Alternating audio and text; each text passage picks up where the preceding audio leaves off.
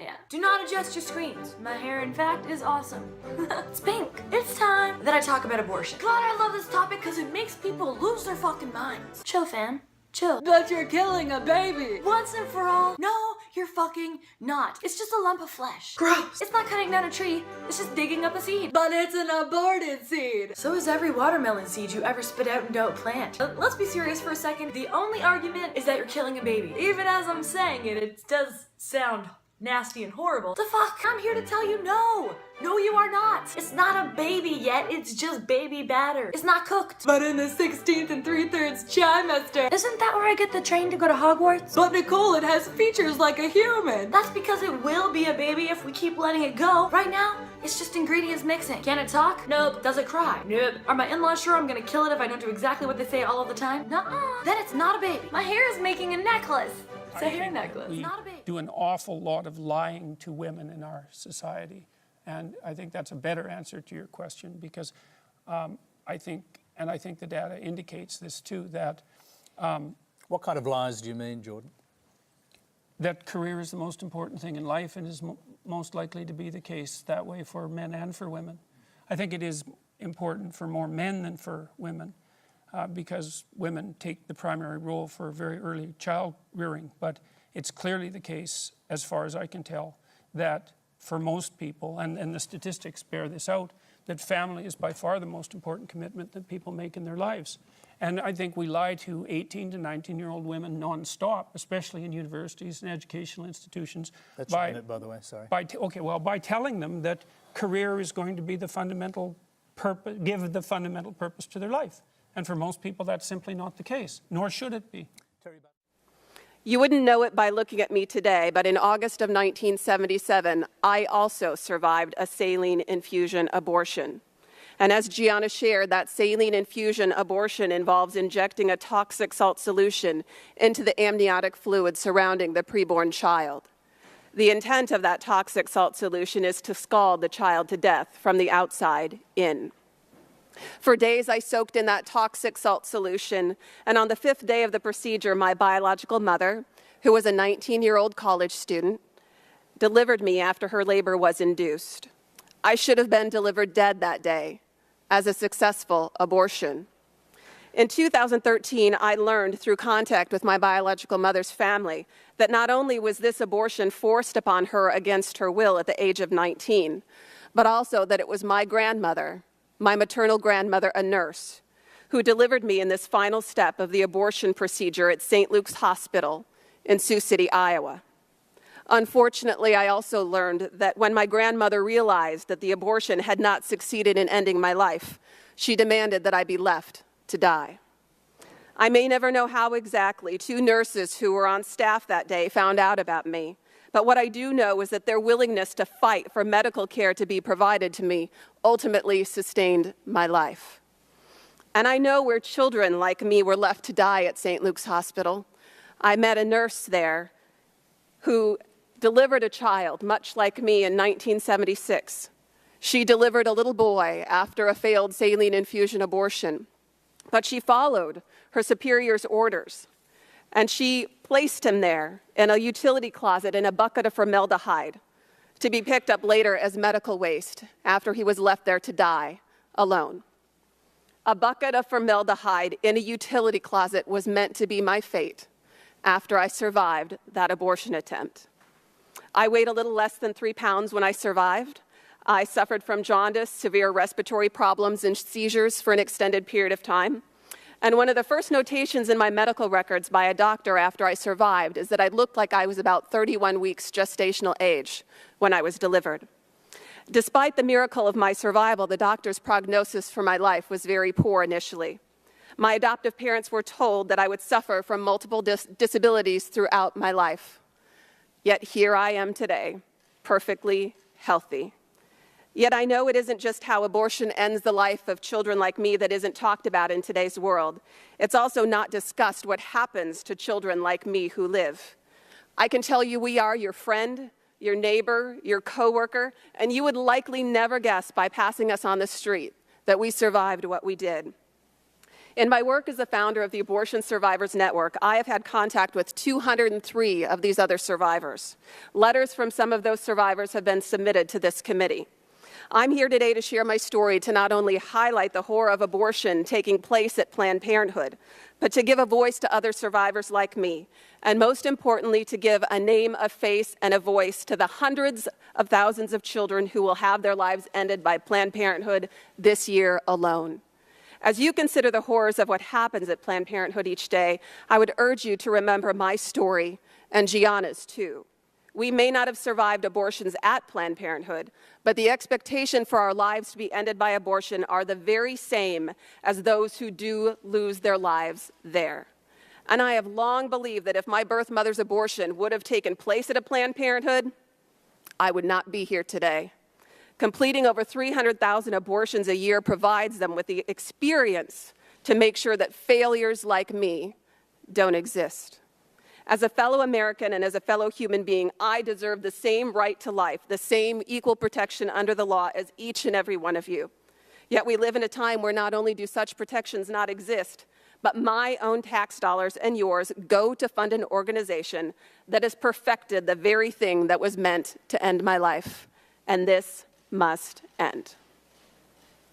My name is Gianna Jessen, and I would like to thank you so much for the opportunity to testify here today. My biological mother was 7.5 months pregnant when she went to a Planned Parenthood and was advised, and they advised her to have a late-term saline abortion. This method of abortion burns the baby inside and out, blinding and suffocating the child, who is then born dead, usually within 24 hours. And there should be a photo there. Yes, this is what I survived.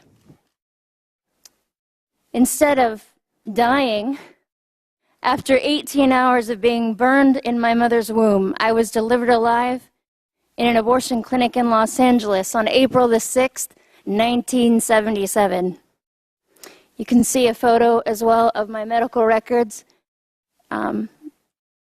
My medical records state, born alive during saline abortion, 6 a.m. Ha! Victory.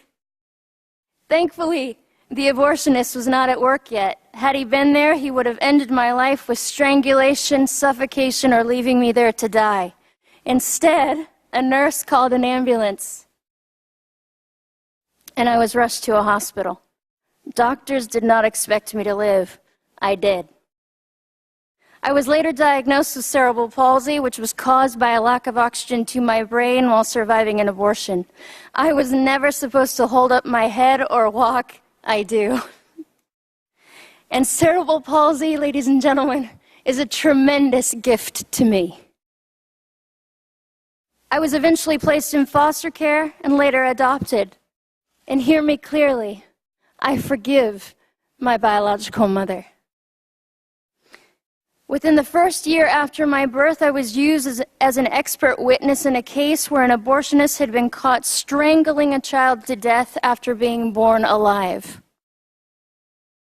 Margaret Sanger, the founder of Planned Parenthood, said the following: "The most merciful thing that a large family does to one of its infant members is to kill it." Planned Parenthood is not ashamed of what they have done or continue to do, but we will have to give an account as a nation before God for our apathy and for the murder of over 50 million children in the womb. Every time we falter in courage as individuals and fail to confront this evil, I wonder how many lives have been lost in our silence while we make sure we are lauded among men, and that we don't offend anyone. How many children have died and been dismembered and their parts sold for our ego, our convenience, and our promiscuity? How many Lamborghinis were purchased with the blood of innocent children? The blood that cries to the Lord from the ground, like that of the blood of Abel. Not one of them, ladies and gentlemen, is forgotten by him. I would ask Planned Parenthood the following questions. 38 years later, I would ask them these questions. If abortion is about women's rights, then what were mine? You continuously use the argument, if the baby is disabled, we need to terminate the pregnancy, as if you can determine the quality of someone's life. Is my life less valuable due to my cerebral palsy? You have failed in your arrogance and greed to see one thing. It is often from the weakest among us that we learn wisdom. Something sorely lacking in our nation today, and it is both our folly and our shame that blinds us to the beauty of adversity. Planned Parenthood uses deception, the manipulation of language, and slogans such as a woman's right to choose to achieve their monetary aims. I will illustrate how well they employ this technique with the following quote. The receptivity of the masses is very limited. Their intelligence is small, but their power of forgetting is enormous.